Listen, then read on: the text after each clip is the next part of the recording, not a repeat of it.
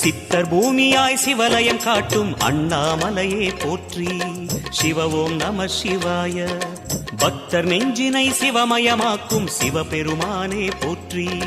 ஹர ஓம் நம சிவாய.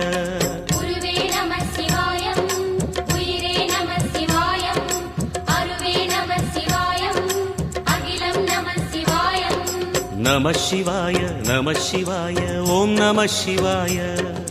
நம சிவாய நம சிவாய ஓம் நம சிவாய.